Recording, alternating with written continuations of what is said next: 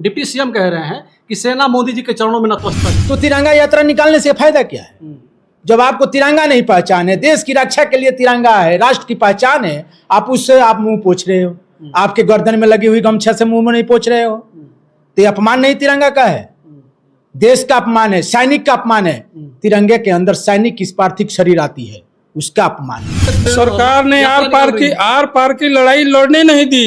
Are पार की लड़ाई लड़ी गई होती तो वो घंटों 2 घंटों में क्या बहुत जल्दी खत्म हो गया होता, पूरा पाकिस्तान आज हमारा होता। पीओके के छोड़िए 2 घंटे में। हाँ, नमस्कार, मैं हूं कमलेश और आप देख रहे हैं आधुनिक भारत न्यूज। दोस्तों, इस वक्त हमारी मौजूदगी है बलिया जिला के बासडी विधानसभा में, और बासडी विधानसभा में आज विधानसभा की मासिक बैठक थी। इसमें तमाम समाजवादी पार्टी के नेता आए थे, विधानसभा से लेकर के जिला स्तर तक के लोग। और इसी बीच हमारे साथ है समाजवादी पार्टी के सैनिक प्रकोष्ठ के जिला अध्यक्ष। जानेंगे कि समाजवादी पार्टी की जो 2027 का चुनाव के लिए तैयारी चल रही है किस प्रकार की है, और उसके बाद हम जानेंगे देश में आज के डेट में पहलगाम आतंकवादी हमले के बाद जिस प्रकार से माहौल बना हुआ है, कई सारे भारतीय जनता पार्टी के नेता जिस प्रकार से बयान दे रहे हैं सैनिकों के बारे में, इन सब सारी चीज़ों के बारे में और जो सैनिक की जो व्यवस्था होती है उसके बारे में। स्वागत है सर हमारे चैनल में आपका। धन्यवाद। मैं सूबेदार मेजर सुरेश यादव, जिला सैनिक प्रकोष्ठ के जिला अध्यक्ष जी। और जो हम लोग इस राजनीति से बहुत दूर रहते हैं, लेकिन इसके बावजूद भी हम लोग समाजवादी पार्टी की विचारधाराओं से प्रभावित होकर समाजवादी पार्टी की राजनीति कर रहे हैं। इसके पीछे कई कारण। देखिए, ये सरकार जो है बार बार हम सैनिकों को शर्मिंदा करती रहती है, और ये जो भी इसके अभी जैसे पुलवामा है, अभी उस पर हम बाद में आएंगे। पहले हम ये जानेंगे कि आप सेना में कब गए थे, किस समय? मैं सेना में 6 जनवरी 1982 को गया था जी, और 28 फरवरी 1 मार्च 2010 को सेना से निवृत्त हुआ था जी। और सेना से निवृत्त होने के बाद मैं समाज से जुड़ना चाहता था, और समाज में जुड़ने के बाद चूँकि हम लोग एक नई पीढ़ी में जन्म हुआ था, फौज में हम लोग थे, तो हम लोग समाज से काफ़ी कटअप हो चुके थे जी। तो हम लोग सोचे कि इसको समाज के साथ थोड़ा जुड़ करके, और समाज के आज तक हम लोगों ने देश की सेवा किया है, अब कुछ समाज की सेवा किया जाए जी। समाज की सेवा करने के लिए हम लोगों ने 2-3 साल वो तो ठीक है। अभी कश्मीर में जिस प्रकार से आतंकवादी हमला हुआ, हाँ, 4-5 आतंकवादी आते हैं और हमारे देश के 28 पर्यटकों को गोली मार करके उनके मौत घाट उतार देते हैं, और बताया जाता है कि उनकी धर्म पूछ करके उनकी हत्या करके उन्हें गोली मारते हैं। तो क्या कश्मीर में इस प्रकार की लचर सैनिक व्यवस्था आपके हिसाब से कैसे हो सकती है? नहीं, कहीं भी, कश्मीर नहीं, कहीं भी जहाँ भी आतंकवादी 7 सिस्टर जिसको बोलते हैं असम साइड में, उधर भी है, लेकिन इस तरह का कुछ नहीं है जी। सैनिक जो है सैनिक है, वो अपनी ड्यूटी पूरी करता है। हाँ और आतंकवादियों का कोई जाति धर्म नहीं होता जी। लोग कहते हैं कि वहाँ पर जात पूछ करके ऐसा किया गया है। हाँ अब हमको तो विश्वास नहीं होता कि ऐसा हुआ होगा जी लेकिन यदि हुआ है तभी इस तरह की बातें आई हैं जी। उसमें जो है हमारी सरकार की कुछ कमियां हैं जी। हाँ, जिसकी वजह से वहाँ पर इस तरह की बातें होती रहती हैं। नहीं तो बाकी हम लोग वहाँ काफ़ी दिन तक रहे हैं, वो पराक्रम वगैरह में काफ़ी मतलब हम लोग रहे हैं, लेकिन वहाँ पर इस तरह की कोई बात नहीं है। सैनिकों को थोड़ा ज़्यादा अलर्ट होना पड़ता है, और आतंकवादी का कोई जाति धर्म नहीं है, इतना समझ लीजिए। हम लोग कई बार रहे हैं, हम लोगों के कैंपों पर भी फायर हुआ है। तो फिर जाति और धर्म पूछ के मारने वाले फिर कौन थे? अभी इसके बारे में चूँकि थोड़ा सा हम सिक्योरिटी पॉइंट ऑफ व्यू से इसके बारे में ज़्यादा बातें हम नहीं करना चाहेंगे। अच्छा। क्योंकि सर्वप्रथम अभी हम जरूर बता रहे हैं आपको कि समाजवादी पार्टी के हम एक सच्चे सिपाही हैं, लेकिन हम राष्ट्र के लिए समर्पित हैं। जब हम सेवा में थे तो भी, और आज रिटायर होने के बाद भी हम आज भी हम तैयार हैं। यदि हमें सरकार कॉल करे तो हम लोग उनके एक बुलावे पर जाने के लिए तैयार हैं। लड़ाई के लिए सर, अभी भी जैसे हम आप कह रहे हैं कि हम भले आज समाजवादी पार्टी का कार्यकर्ता हैं, काम कर रहे हैं समाज के सेवा के लिए, लेकिन आज भी राष्ट्र के लिए समर्पित है। तो जो आतंकवादी 100 किलोमीटर या 200 किलोमीटर दूर से आए थे कश्मीर में और फिर मार करके फिर चले गए और पकड़ में नहीं आए, तो वहाँ की समर्पित जो सैनिक लोग हैं क्यों नहीं पकड़ पाए उन लोगों को? नहीं, सैनिकों का उसमें कोई दोष नहीं है। हाँ वो लोग अपने जगह पर एकदम टाइट हैं। जी। उसमें यही मैं कहना चाहता हूं कि इसमें कहीं न कहीं सरकार की जरूर निग्लिजेंसी है, भारत सरकार की। यानी कि आपको लग रहा है कि सरकार के द्वारा भेजे गए लोग होंगे? अब ऐसा भी मैं नहीं कह सकता कि सरकार के द्वारा भेजे हुए लोग हैं, हाँ क्योंकि हमको ये शोभा नहीं देता है ये बात कहना, लेकिन पूरी दुनिया को विदित है हाँ कि वहाँ कैसे हुआ। कैसे हुआ? हाँ, पूरा हिंदुस्तान का बच्चा बच्चा जानता है जी। कि वहाँ पर ये चीज किस तरह से हुआ। ठीक है। हमला होने के बाद 14 दिन बाद फिर पाकिस्तान पे हमला किया जाता है भारत की ओर से। 24 मिसाइलें छोड़ी जाती हैं जिसमें आतंकवादी के 9 ठिकाने ध्वस्त हो जाते हैं पाकिस्तान में। वो हमारी सैनिक की बहादुरी है। सैनिक बहादुरी है। लोग कह रहे हैं कि ये मोदी जी की देन है। मोदी जी की देन नहीं है, तो जिसकी भी सरकार रहती है, आज थोड़े हो रहा है, हमेशा होता रहता है। बॉर्डर पर तो ये दिल्ली का काम है। हाँ। वो मोदी जी का वो यदि क्रेडिट ले रहे हैं तो उनका अपना वो है, देख ही रहे हैं आप, अपना क्रेडिट ले लेकर के अपनी सरकार जो है उल्टी सीधी चला रहे हैं। आप कह रहे हैं कि ये सेना की पराक्रम है। बिल्कुल। और भारतीय जनता पार्टी के मध्य प्रदेश के मंत्री कह रहे हैं, डिप्टी सीएम कह रहे हैं कि सेना मोदी जी के चरणों में नतमस्तक है। उनकी तो जितनी भर्त्सना की जाए, जितने उनके लिए बुरे शब्द बोले जाए, उतना ही बहुत है। उनको वो नेता के योग्य है ये नहीं है। जो आदमी सेना का सम्मान नहीं कर सकता, एक हमारी सर्वोच्च कर्नल है जिसने इतनी वीरता से दुश्मनों के, आतंकवादियों के ठिकानों को नष्ट किया है, और उसके बारे में इस तरह से बोलना मेरे को तो अच्छा नहीं लगता। अच्छा नहीं लगता है। अच्छा, एक और मंत्री उसी मध्य प्रदेश के हैं, भाजपा के ही हैं, उनका कहना है कि जो सोफिया कुरैशी है जिसने आतंकवादियों के 9 ठिकानों को ध्वस्त करने में अहम भूमिका निभाई, वो आतंकवादियों की बहन है, उसको ही भेजकर हमने आतंकवादियों की पैंट तुराने काम करी। उनके लिए भी मैं वही शब्द बोलूंगा जो कि पहले बोला था, जितनी उनकी निंदा की जाए उतना ही कम है। एक बहादुर बेटी के लिए, जो राष्ट्र की बेटी है और सर्व समाज से ही कह लीजिए, और उसके बारे में इस तरह से कहना उचित नहीं है। अच्छा ठीक है सर, जैसे 28 लोग हमारे देश के मारे गए, उसके बाद जब फिर वहाँ पे हमारे देश की ओर से और सेना की ओर से जब हमला किया गया, एयर स्ट्राइक की गई, तो पूरे हिंदुस्तान के लोग ये देख रहे थे कि अब हमें लग रहा है कि हमें हिंदुस्तान हमारा पाकिस्तान को ध्वस्त कर देगा और पीओके हमारे हिंदुस्तान का हिस्सा होगा। लेकिन ऐसा नहीं हुआ और कुछ दिन बाद, 2 दिन बाद मात्र फिर सीज फायर कर दिया गया। तो क्या लगता है कि ये सीज फायर कैसे हो गया, क्यों कर दिया गया? देखिए, सेना जो है अपने जो कार्य कर रही है उसमें जो है राजनीतिक हस्तक्षेप जरूर होते हैं। अच्छा। और उसमें जो है हमारे जो डिफेंस मिनिस्टर हैं आज के दिन, माननीय राजनाथ जी, उनको इसके बारे में ज़्यादा सोचना चाहिए था कि ये जो भी ये डेली का धंधा हो गया है, यदि उसको एक बार आर पार की लड़ाई हो गई होती तो ये सारी चीजें खत्म हो गई होती। हम यही जानना चाह रहे थे कि ये सेना के दृष्टिकोण से कैसा है, ये सही था या गलत फैसला था? ये बिल्कुल गलत फैसला हुआ, जो भी लिया गया गलत फैसला था।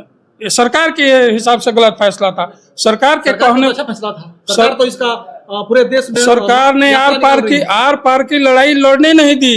आर पार की लड़ाई लड़ी गई होती तो वो घंटों 2 घंटों में क्या बहुत जल्दी खत्म हो गया होता, पूरा पाकिस्तान आज हमारा होता। पीओके के छोड़िए, 2 घंटे में। हाँ, उसके पास इतनी कहाँ से ताकत है? अच्छा, कि आपने देखा है हम लोगों ने उनसे जब वो हमारे साथ पाकिस्तान में जुड़ाया है तब तक वो गिरा है। 2 बार हो गए, दोनों बार जो है पाकिस्तान को मुँह खानी पड़ी है और वो अपना बदला लेना चाहता है। लेकिन हमारे सैनिक, हमारा राष्ट्र इतना वो है कि उसको कोई बाल बांका नहीं कर सकता। आज के दिन हम दुनिया में सर्वोपरि हैं।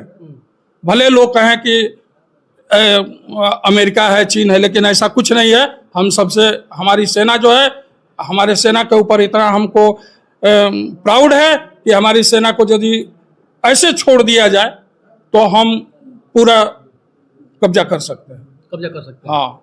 अच्छा, इस सीज फायर के बाद, आप सैनिक में रहे हैं, सीज फायर के बाद देखा जा रहा है कि पाकिस्तान विजय का जश्न मना रही है कि हम विजय हो गए, हम विजय प्राप्त कर लिए हैं। और हिंदुस्तान में भी कहीं ना कहीं जश्न मनाया जा रहा है, शौर्य यात्रा निकाली जा रही है। तो इसमें किसकी विजय मानी जाए, पाकिस्तान की या हिंदुस्तान की? देखिए, पाकिस्तान का हमेशा से ऐसा रहा है। हाँ। वो हारता जरूर है, हाँ। लेकिन वो अपनी हार को नहीं मानता है। अच्छा, हारता है लेकिन हार को मानता नहीं है। हार को मानता नहीं है। हाँ। और हम लोग हैं, हमेशा विजयी हुए हैं, कभी भी उससे हारे नहीं हैं। तो हम लोग अपनी विजय से ही अपनी मनाते हैं, विजय दिवस के रूप में हम लोग मनाते हैं। और अभी भी जो सीज फायर हुआ है 8 मई को, हम लोग उसको विजय दिवस के रूप में मनाएंगे। अच्छा, आप कह रहे हैं हम उसको विजय दिवस के रूप में मनाएंगे, और आप ही के पार्टी के मुखिया अखिलेश यादव जी कह रहे हैं कि जो सीज फायर हुआ है, सीज फायर पे कभी जश्न नहीं मनाया जाता है, और जश्न हमेशा विजय का मनाया जाता है। बिल्कुल वो सही कह रहे हैं। तो हम विजयी हुए हैं, तो हम विजय का विजय दिवस मना रहे हैं। अखिलेश यादव क्यों समझ में आ रहा है? वो कह रहे हैं कि विजय नहीं हुआ, सीज फायर हुआ है। नहीं, वो अखिलेश यादव जी भी यही कह रहे हैं, वो कि सेना के शौर्य पर कोई सवाल नहीं उठाया जा सकता। अखिलेश जी यही बात कह रहे हैं, वो ये नहीं कह रहे हैं कि नहीं ऐसा है। नहीं, अगर भाजपा भारतीय जनता पार्टी आज शौर्य यात्रा निकाल रही देखिए, है, इसमें उनको दिक्कत हो रही, कह रहे हैं कि शौर्य यात्रा गलत है, सही नहीं है। बिल्कुल, भारतीय जनता पार्टी जो है केवल अपना वोट बटोरने के लिए सारे काम कर रही है। अच्छा। और देखा होगा आपने, पिछले चुनाव में भी यही हुआ। उन्होंने जो है घर घर जो है अपना लेकर के घूमने लगे। उनका क्या था? सब तो सैनिकों ने किया, सैनिकों की विजय थी। हाँ, ये जरूर है कि उनकी सरकार थी, तो उसका वो सरकार, जिसकी सरकार रहती है, वो अपना क्रेडिट कई तरहों से लेता है। अच्छा। वो भी ले रहे हैं, उसके बारे में मैं नहीं कुछ कहूँगा। जी, ठीक है। एक और साथी हैं और अभी फौज से रिटायर हैं, आपका परिचय जानेंगे। क्या नाम है सर आपका? मेरा नाम हवलदार कन्हैया यादव से मैं रिटायर हूँ। जी मैं सैनिक प्रकोष्ठ के जिला उपाध्यक्ष, जी आदित्य होटल के संस्थापक जी। मैं हूँ। क्या कहेंगे, जो पहलगाम आतंकी हमला हुआ उसके बाद फिर हमारे देश की सेना की ओर से एयर स्ट्राइक किया गया, 9 ठिकाने जो आतंकवादियों के थे ध्वस्त हो गए, और आज भारतीय जनता पार्टी विजय के लिए शौर्य यात्रा निकाल रही है। इन सारी मामलों पे क्या कहेंगे, आपकी राय क्या होगी? देखिए, जो आतंकवादियों को ठिकानों को ध्वस्त किया गया, ये सेना की बहादुरी और पराक्रम का देन है, और एकजुटता की देन है कि सेना एक सांस में एक आदेश को पालन करती है, जो निचले से लेकर ऊपर तक के आदेश आने के बाद सब पालन एक साथ करते हैं। और ये उनकी बहादुरी है कि जो उनका आतंकवादियों को ठिकानों को ध्वस्त किया, ये सेना की बहादुरी है। और हम भी सेना में रहे हैं, हम भी देखे हैं, ओपी पराक्रम भी देखे हैं हमने, और हमारे भाइयों लोग बहुत 99 की कारगिल लड़ाई भी देखे हैं। तो ये बहादुरी सेना की श्रेय है, ये नहीं कि सरकार की श्रेय। सरकार इसकी श्रेय ले रही है और इसकी यात्रा निकाल रही है, तिरंगा यात्रा निकाल रही है। तिरंगा यात्रा में उन्हीं का विधायक मुंह पोंछता है तिरंगे से, तो अब बताइए उसको क्या कहा जाएगा? ये तिरंगा यात्रा का अपमान नहीं है? आप बताइए। बोलते हैं कि मैं कपड़ा देखा कि लाल पीला रंग का है तो दे दिया किसी ने, ये गलत बात है। ये तो चीज नहीं होना चाहिए। तिरंगा पहचान में नहीं आया कि तिरंगा नहीं पहचान में आते हैं, तो तिरंगा यात्रा निकालने से फायदा क्या है? जब आपको तिरंगा नहीं पहचान है, देश की रक्षा के लिए तिरंगा है, राष्ट्र की पहचान है, आप उससे आप मुंह पोंछ रहे हो। आपके गर्दन में लगी हुई गमछा से मुंह में नहीं पोंछ रहे हो, तो ये अपमान नहीं तिरंगा का है, देश का अपमान है, सैनिक का अपमान है। तिरंगे के अंदर सैनिक की पार्थिव शरीर आती है, उसका अपमान है। आप अपमान किए हैं, इसका माफी मांगना चाहिए, सेना से माफी मांगना चाहिए, देश से माफी मांगना चाहिए। ये तिरंगे को आपने मुंह से पोंछा है, बताइए इससे क्या है? और आप तिरंगा यात्रा निकाल रहे हो, क्या देश आप संदेश देना चाहते हैं? समाज को क्या दिखाना चाहते हैं? सेना को क्या दिखाना चाहते हैं? ये सवाल उन विधायक से पूछना चाहिए, उन नेता से पूछना चाहिए जो तिरंगा यात्रा निकाल रहे हैं, कि आप ऐसा क्यों कराते हैं अपने विधायकों से? आपके अपने विधायक, आपके उप मुख्यमंत्री, जो आप हिंदू मुस्लिम में बांटते हो, बोलते आतंकवादी की बहन है, ये सब उनसे सवाल करना चाहिए। आप लोग को मीडिया के माध्यम से, आप लोग चौथे स्तंभ की सीढ़ी है, उस सीढ़ी को पार करने के लिए आप उन नेता और ये सब पूछिए, विधायक से पूछिए कि ऐसे क्यों भाषा बोलते हैं। क्या वोट बैंक ही चाहिए एक राजनीति है? या ऐसी राजनीति नहीं होनी चाहिए। अच्छा, सेना किसी के पैरों पर नतमस्तक होती है कभी? किसी के पैरों पर नतमस्तक नहीं होती है सेना। और ये जो बोले हैं उनके लिए बहुत अशोभनीय बात है, उससे जितना भी कहा जाए समाज के प्रति वो शोभा नहीं देता है। जो कहे हैं कि नतमस्तक है, कुछ दिन पहले पहलगाम हमला से पहले भी उनकी भाजपा के ही विधायक बोले थे कि सेना में जाते हैं मरने के लिए ही, तो उनसे हम क्या उम्मीद कर सकते हैं? आप देखिए 4 साल पहले 5 साल पहले की भाषा क्या बोले थे, वो भी बोले हैं। लेकिन हम उस चीज़ को दूर रहते हैं। हम सेना के सिपाही हैं, ना डरते हैं ना डराएंगे। हमेशा हम लड़ने के लिए तैयार रहते हैं। हम रिटायर आने के बाद भी हमें मौका मिलेगा तो हम जाने के लिए तैयार हैं। अच्छा, रिटायर आप आ गए थे घर पे, अभी युद्ध लगी थी, अगर युद्ध में जरूरत पड़ती कि फिर कन्हैया को हम बुलाएं तो क्या आप जाते? बिल्कुल जाते। हम उसी के लिए हैं, हम उसी की रोटी खा रहे हैं, उसी का सेना का नमक खा रहे हैं। हमारे को तनख्वाह दिया, पेंशन दिया, बुलाएंगे तो हमेशा जाने के लिए तैयार हैं। हम वो सेना के सिपाही हैं जो सीज फायर डरेंगे हो गया। नहीं। हम 2 दिन की लड़ाई के बाद सीज फायर हो गया, इससे आपको खुशी है या कहीं कहीं देखिए, नाराजगी है? सीज फायर हुआ है, अब वो सरकार की क्या मानसिकता है उसको हम नहीं आलोचना मानसिकता करेंगे। क्या हमारी मानसिकता ये थी कि बदला का बदला लेना चाहिए। 1 हफ्ता चले या 10 दिन चले, उसको जमकर लेना चाहिए कि वो पाकिस्तान को सीख मिलना चाहिए। अब सीज फायर किस मकसद से हुआ और किस मकसद से क्या हुआ, ये तो सरकार की बात है और सरकार से ही पूछा जा सकता है कि क्यों सीज फायर किया गया और क्यों रोक दिया गया, आगे क्यों नहीं किया गया। ठीक है। धन्यवाद। तो ये समाजवादी पार्टी के कार्यकर्ता लोग हैं और ये लोग सेना से रिटायर लोग हैं और इनका कहना है कि जो सीज फायर हुआ, जो युद्ध विराम हुआ, ये कहीं ना कहीं हमारे दृष्टिकोण से सही नहीं है, गलत है। अगर मात्र 2 दिन और भैया का कहना था कि अगर 2 घंटे अगर जम लड़ाई हो जाए तो पाकिस्तान ध्वस्त हो जाएगा। 2 दिन जो 4-5 दिन तो बहुत ज़्यादा है। तो इनके हिसाब से जो सीज फायर हुआ ये गलत है और जो सेना को कह रहे हैं कि नतमस्तक मोदी जी के चरणों में है, वो भी काफ़ी गलत है, काफ़ी निंदनीय बयान है। ऐसे एक संवैधानिक पदों पे बैठा हुआ मंत्री या किसी विधायक या किसी एमएलए को नहीं करना चाहिए, ये काफ़ी निंदनीय है। बाकी आप लोग इस वीडियो को देख करके इन सेना के लोगों के जुबान से जो सब निकले उनको सुन करके क्या कहेंगे, अपनी राय हमारे कमेंट बॉक्स में जरूर रखिएगा। बाकी वीडियो खत्म करना चाहेंगे। जय हिंद, जय भारत।